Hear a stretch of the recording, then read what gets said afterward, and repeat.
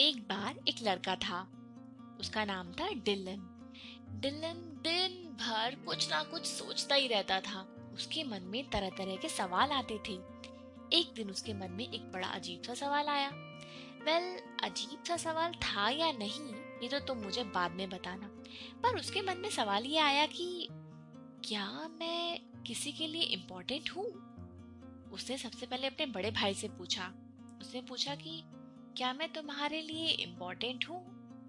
बड़े भाई ने सवाल को ठीक से समझा नहीं या पता नहीं, पर बड़े भाई ने ना तो हाँ कही और ना कही, कुछ नहीं बोला, बस थोड़ी सी गर्दन हिला दी। डिलन को इसका मतलब समझ में नहीं आया कि वो अपने बड़े भाई के लिए इम्पोर्टेंट है कि नहीं है। फिर उसने सोचा कि चलो बाकी लोगों से पूछता हूँ। वो अपने घर से बाहर निकला और जितने भी लोगों को वो जानता था उसने ये सवाल सबसे पूछा कि क्या मैं आपके लिए इम्पोर्टेंट हूँ। और ज्यादातर लोगों ने हाँ ना, कुछ ठीक से कहा कुछ ठीक से नहीं कहा। और अंत में डिलन को ये बात समझ में नहीं आई कि मैं किसी के लिए इम्पोर्टेंट हूँ या नहीं हूँ। और वो पूरा दिन परेशान रहा। जब रात हुई तो वो सो गया।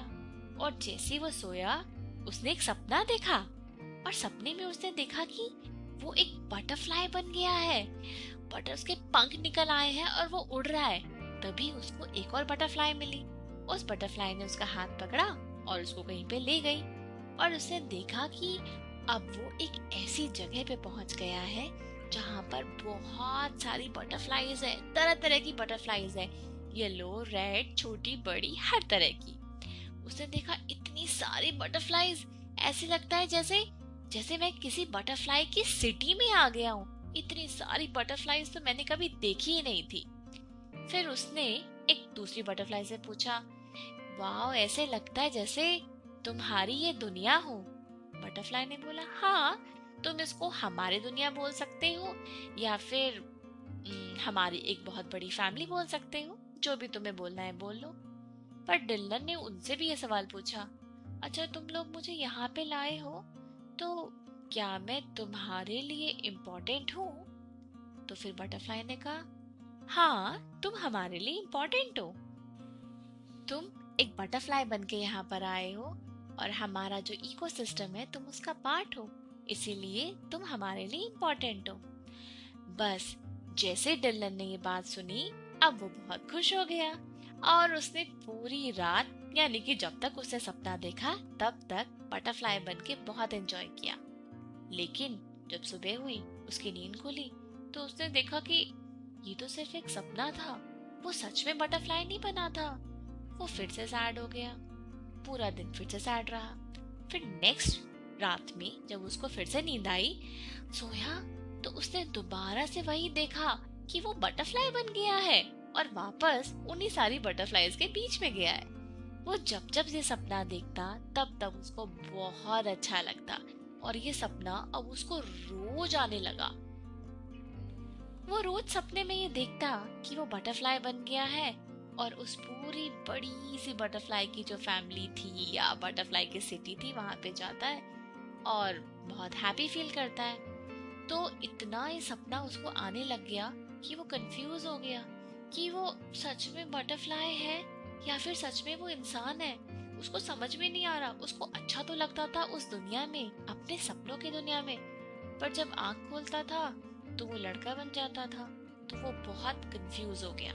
फिर एक दिन क्या हुआ, जब रात में वो सोया और वापस वो बटरफ्लाई की दुनिया में गया तो उसने एक बटरफ्लाई से पूछा कि क्या मैं तुम्हारे लिए इम्पोर्टेंट हूँ।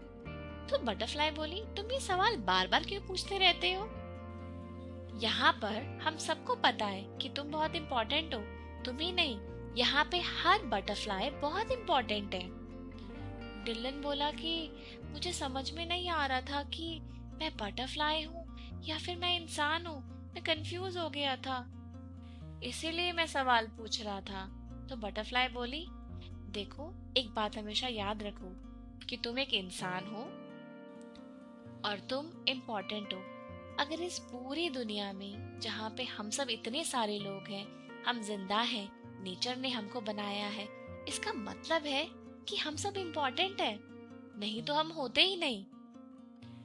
डिलन ने इस बात को ध्यान से सुना और वापस जब उसका सपना टूटा, वो सुबह उठा, तो उसने फिर से सोचा कि जो देखा था वो सब सही था क्या? मैं तो सच में इंसान हूँ, मैं बटरफ्लाई तो नहीं। तो मुझे क्यों बटरफ्लाई बनना अच्छा लग रहा था?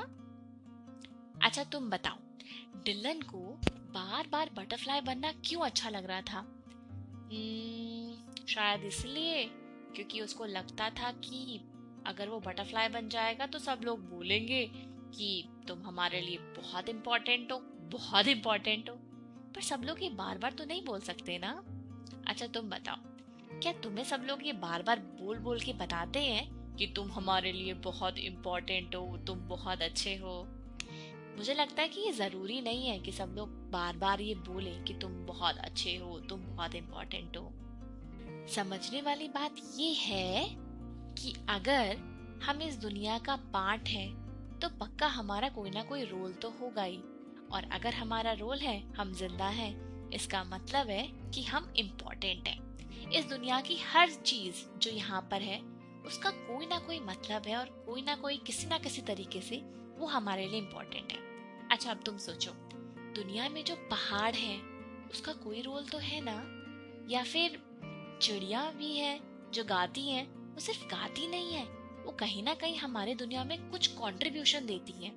ये नदियाँ, ये बादल, ये बारिश, छोटे से छोटा जीव, बड़े से बड़ा जीव, उड़ने वाला जीव, रेंगने वाला जीव, हर एक का कोई ना कोई रोल है।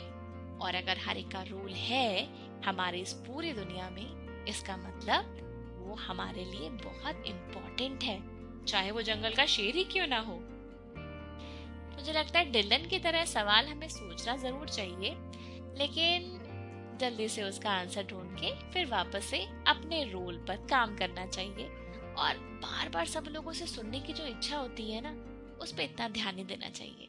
अंदर फील करो कि तुम इस दुनिया में बहुत इम्पोर्टेंट हो।